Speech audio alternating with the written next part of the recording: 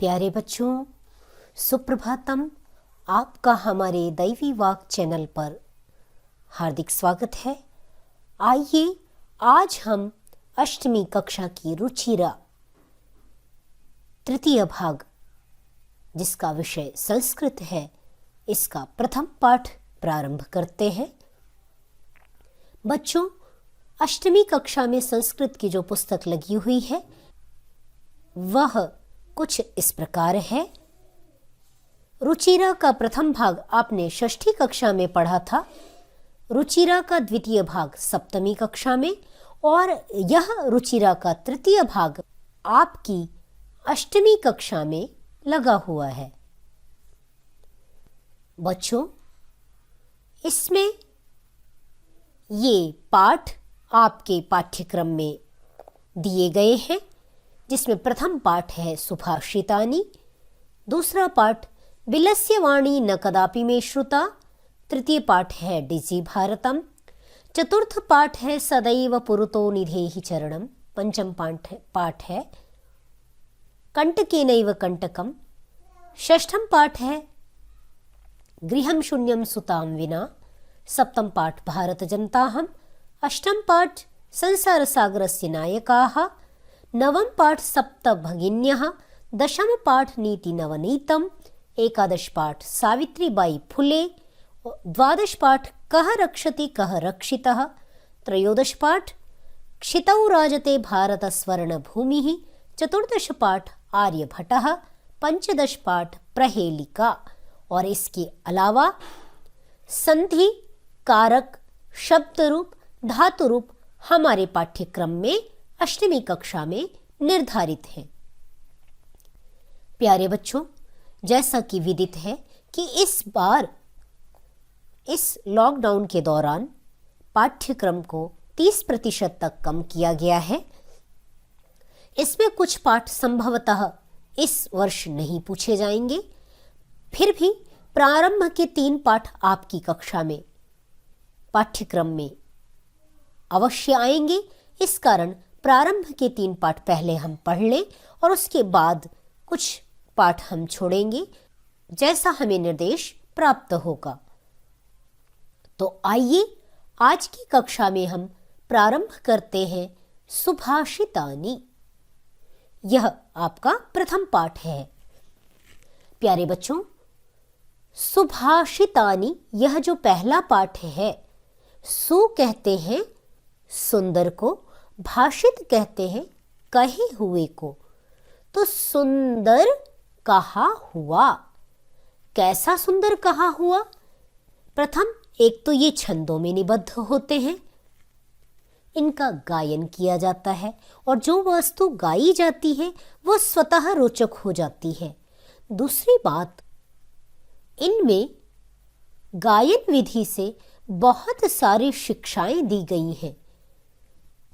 इन शिक्षाओं को यदि हम अपने जीवन में आत्मसात कर लें, हमें एक अच्छा नागरिक बनाता है। तो आइए बच्चों, इस पाठ को प्रारंभ करें।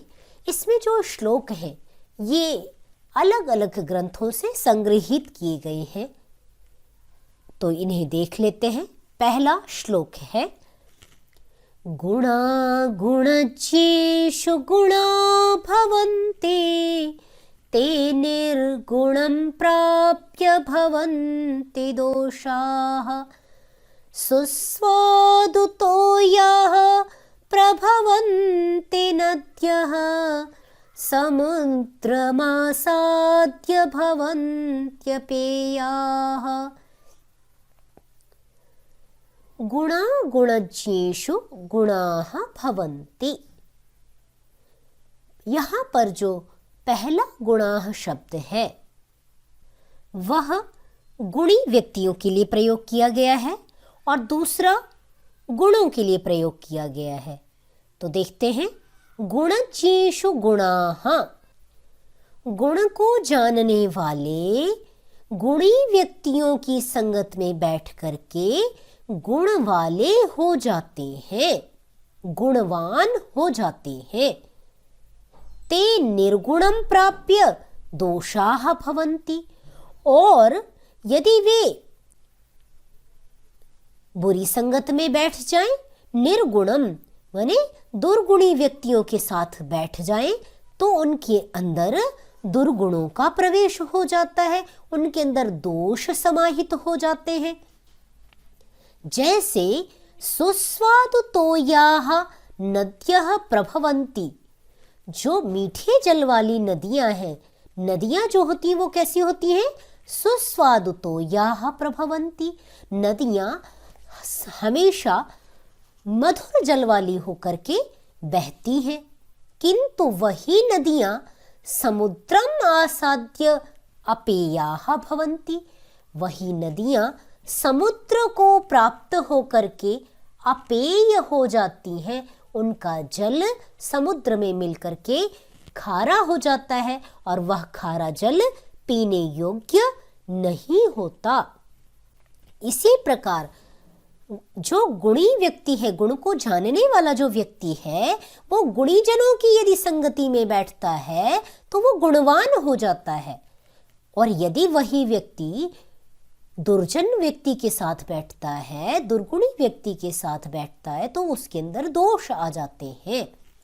तो इस सुभाषित का यह सार है कि अच्छे व्यक्तियों की संगति करनी चाहिए। जिस प्रकार नदी समुद्र की संगति करके उसका जल पीने योग्य नहीं रहता, उसी प्रकार यदि आप बुरे विद्यार्थियों की संगति करते हैं, बुरे लोगों से साथ रहते हैं, तो आपके अंदर भी दुर्गुण प्रवेश कर जाएंगे। इसलिए क्या श्लोक ने शिक्षा दी कि आपको अच्छे व्यक्तियों के साथ, अच्छे लोगों के साथ, अच्छे विद्यार्थियों के साथ संगति करनी चाहिए।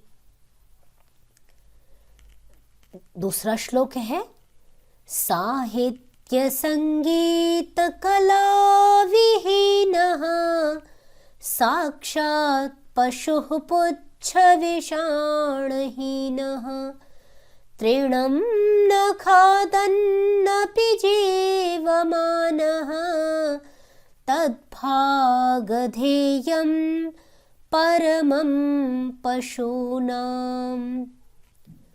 साहित्य, संगीत और कला से विहीन। प्रथम शब्द कहा साहित्य। साहित्य कौन सा? शास्त्र। शास्त्र जो है, शास्त्रों में जो ज्ञान दिया गया है, उसकी चर्चा साहित्य शब्द से की गई है। तो साहित्य, साहित्य, संगीत और कला जिसके अंदर गुण नहीं है, तो साहित्य, संगीत और कला से रहित व्यक्ति साक्षात पशु हो, प्रत्यक्ष पशु के समान है। और कैसा पशु है वह? पुच्छ विषाणहीनः, पूंछ और सींग से विहीन, सींग से रहित होता हुआ वह साक्षात पशु है। तृणम न खादन अपि जीवमानः, और ऐसा व्यक्ति जो साहित्य, संगीत और कला से विहीन है, वह जीता हुआ क्या है? वो तृण न खाते हुए भी जीता हुआ ऐसा व्यक्ति पशुओं के लिए तो क्या है? यह बहुत सौभाग्य की बात है कि वे व्यक्ति जो साक्षात पशु हैं, वे तृण नहीं खा रहे हैं, अर्थात वो जो तृण कहते हैं घास को, और वो घास न खाते हुए यदि जीवित रह रहे हैं ऐसे साक्षात पशु, पशुओं के लिए बहुत सौभाग्यशाली है कि उनका भोजन बच जा रहा है। अन्यथा वे व्यक्ति, साहित्य, संगीत और कला से विहीन व्यक्ति इस पृथ्वी पर पशु के समान विचरण कर रहे हैं। इस श्लोक में यह शिक्षा दी गई है कि प्रत्येक व्यक्ति को साहित्य, संगीत और कला से युक्त होना चाहिए।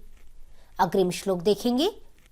लुब्धस्य नश्यति यशः पिशुनस्य मैत्री नष्टक्रियस्य कुलमर्थपरस्य धर्मः विद्याफलं व्यसनिनः कृपणस्य सौख्यं राज्यं प्रमत्तसचिवस्य नराधिपस्य।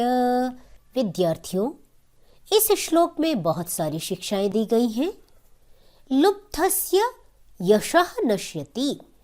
जो लालची व्यक्ति होता है, लुब्ध कहते हैं लालची को, लालची व्यक्ति का यश नष्ट हो जाता है, कीर्ति नष्ट हो जाती है।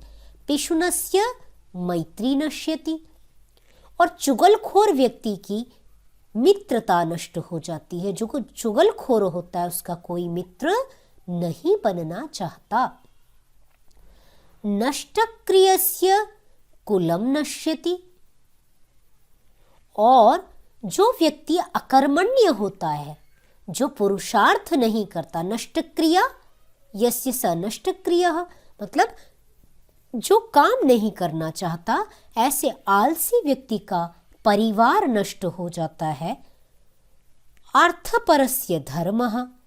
और जो केवल पैसा पैसा पैसा अर्थपरक ही सोचता है, पैसे के विषय में ही सोचता है, उसका धर्म नष्ट हो जाता है। विद्या फलम व्यसनिनः।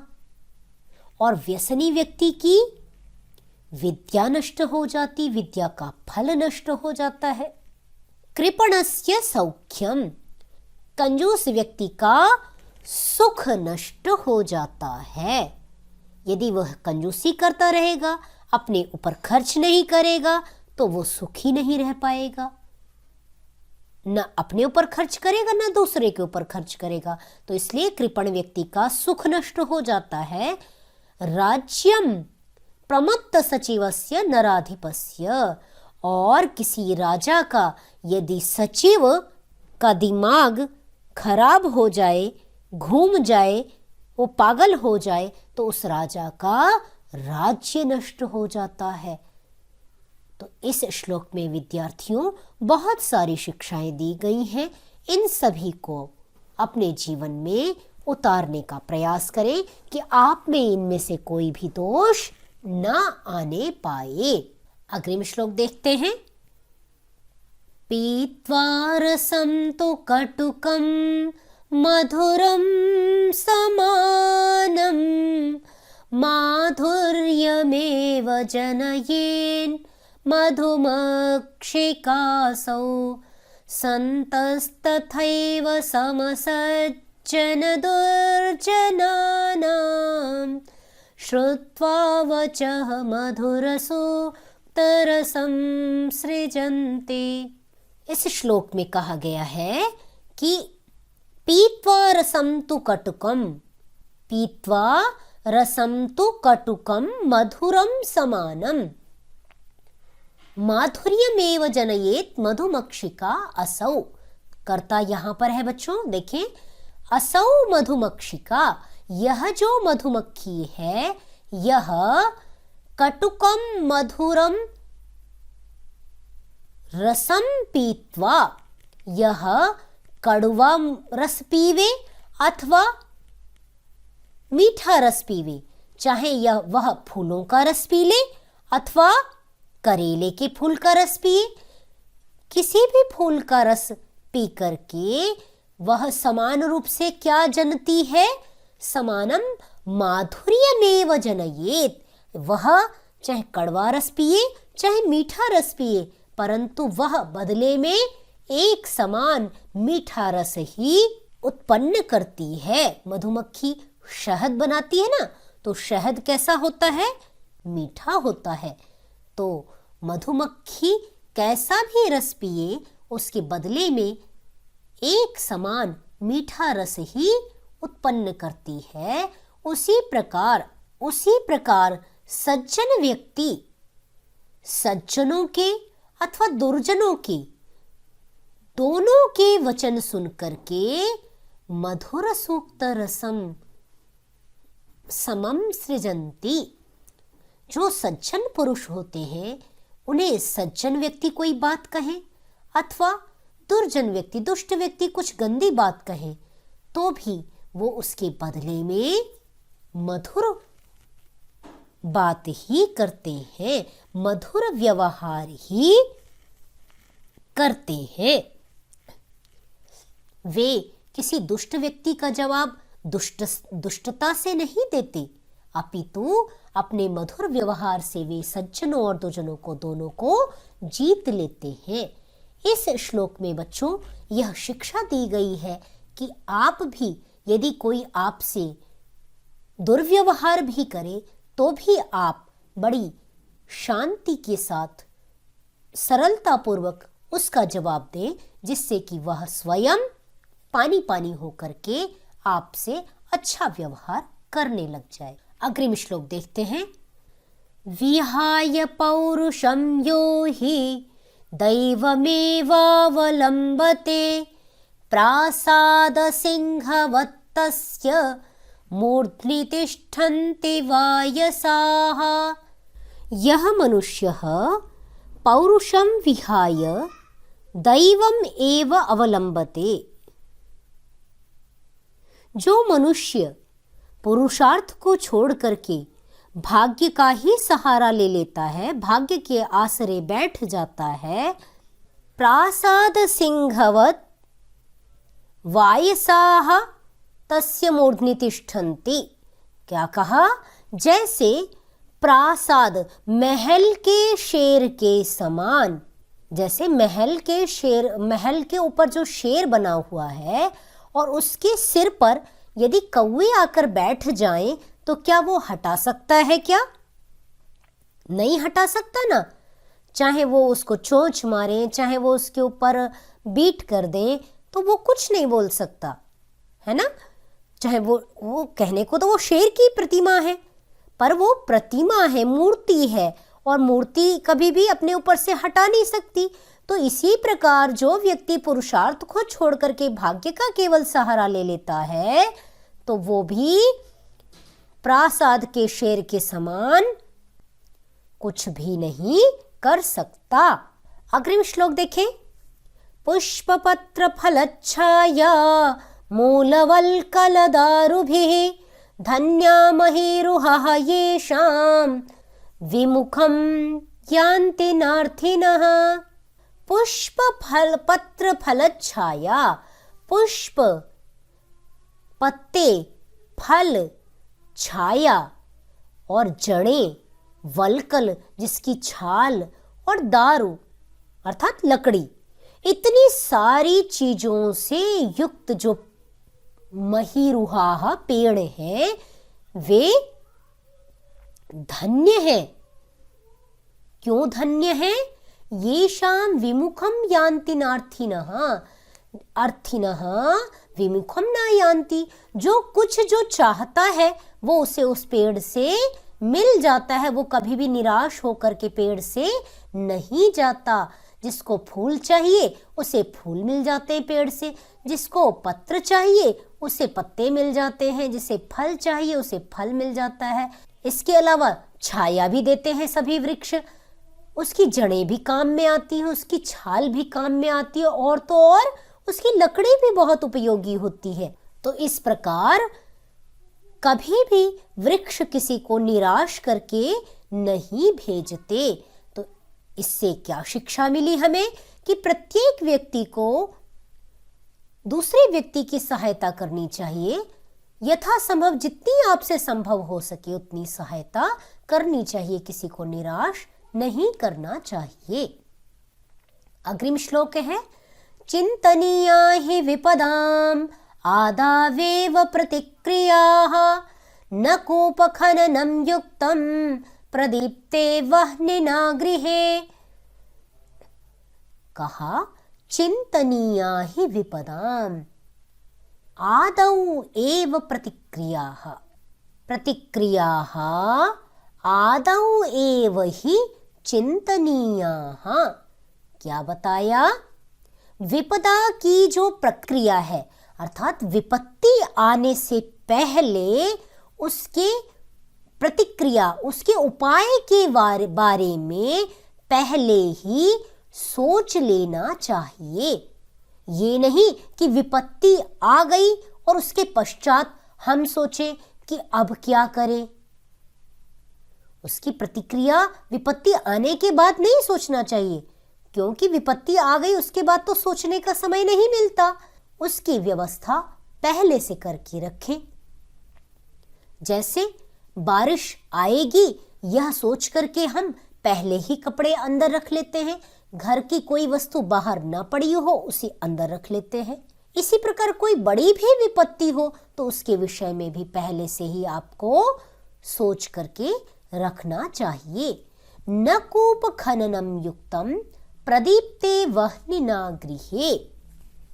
जैसे घर में आग लग जाने पर, वह्निना प्रदीप्ते, घर में आग लग जाने पर यदि आप कुआं खोदने चले तो ये युक्त नहीं है, ये उचित नहीं है। क्यों? क्योंकि इससे तो पूरा घर तब तक तो जल जाएगा। तो अग्नि आग लग जाने के पश्चात थोड़ी ना कोई कुआं खोदता है। तो इससे कहने का तात्पर्य है विपत्ति आने से पहले ही उसके विषय में चिंतन कर लेना चाहिए। आइए बच्चों इस पाठ का अभ्यास देख लें। पाठे दत्तानां पद्यानां सस्वर वाचनम कुरुत। पाठ में दिए गए पद्यों का सस्वर वाचन करें। तो जैसा मैंने किया था वैसे ही आप भी अभ्यास करके सभी श्लोकों का उच्चारण करेंगे। द्वितीय प्रश्न है श्लोकांशेषु रिक्त स्थानानि पूरयत। श्लोकांशों में रिक्त स्थान की पूर्ति करें। पहला समुद्रमासाद्य। तो बच्चों इसे आप पहले स्वयं प्रयास करेंगे, अपनी पुस्तक देखें, उसका अभ्यास देखें और उसे देख करके स्वयं अपनी पेंसिल से भरने का प्रयास करें। यदि आप उसे सही नहीं भर पा रहे हैं तो आप इस अभ्यास के साथ मिला करके देख लें कि आपके किए हुए में कोई गलती तो नहीं है और कोई अशुद्धि हो तो यहाँ देख करके उसे आप शुद्ध कर सकते हैं। तो पहला है समुद्रमासाद्य भवन्त्यपेयाः। दूसरा है श्रुत्वा वचः मधुरसूक्तरसं सृजन्ति। तद्भागधेयं परमं पशूनां। अग्रिम भरेंगे विद्याफलं व्यसनिनः कृपणस्य सौख्यं। पौरुषं विहाय यः दैवम् अवलम्बते चिन्तनीया हि विपदाम् आदावेव प्रतिक्रियाः। इस प्रकार आप सभी रिक्त स्थानों को भरेंगे। प्रश्न संख्या 3 प्रश्नानाम् उत्तराणि एकपदेन लिखत। प्रश्नों के उत्तर एक पद में दें। व्यसनिनः किं नश्यति। व्यसनी व्यक्ति का क्या नष्ट हो जाता है? तो मैंने आपको बताया था विद्या फलम, विद्या का फल नष्ट हो जाता है। कस्य यशः नश्यति। लुब्धस्य। मधुमक्षिका किं जनयति। मधुमक्खी क्या उत्पन्न करती है? माधुर्यम। मधुरसूक्तरसं के सृजन्ति। सन्तः। अर्थिनः केभ्यः विमुखाः न यान्ति। कोई भी अर्थी यदि पेड़ के पास जाता है, चाहने वाला व्यक्ति, तो उसकी सभी मनोकामना पूरी करता है। किनसे विमुख नहीं होते? तो पुष्प पत्र फल छाया मूलवल्कल दारुभिः। अग्रिम प्रश्न देखेंगे। अधोलिखित तद्भव शब्दानां कृते पाठात् चित्वा संस्कृत पदानि लिखत। अग्रिम प्रश्न है अधोलिखित तद्भव शब्दानां कृते पाठात् चित्वा संस्कृत पदानि लिखत। नीचे दिए गए तद्भव शब्दों को देख करके पाठ से चुनकर संस्कृत पद लिखें। कड़वा के लिए कटुकम, पूंछ पुच्छम, लोभी लुब्धः, मधुमक्खी मधुमक्षिका, तिनका तृणम। पांचवा प्रश्न है अधोलिखितेषु वाक्येषु कर्तृपदम क्रियापदम च चित्वा लिखत। नीचे दिए गए वाक्यों में कर्तापद और क्रियापद को चुन करके लिखें। जैसे संतः मधुरसूक्तरसं सृजन्ति, तो यहाँ पे कर्ता क्या हो गया? संतः। क्रिया क्या हो गई? सृजन्ति। तो इसी प्रकार इन सभी वाक्यों में आपको कर्ता और क्रिया का चयन करना है। अपने आप प्रयास करें, न कर पाए तो यहां देख लें।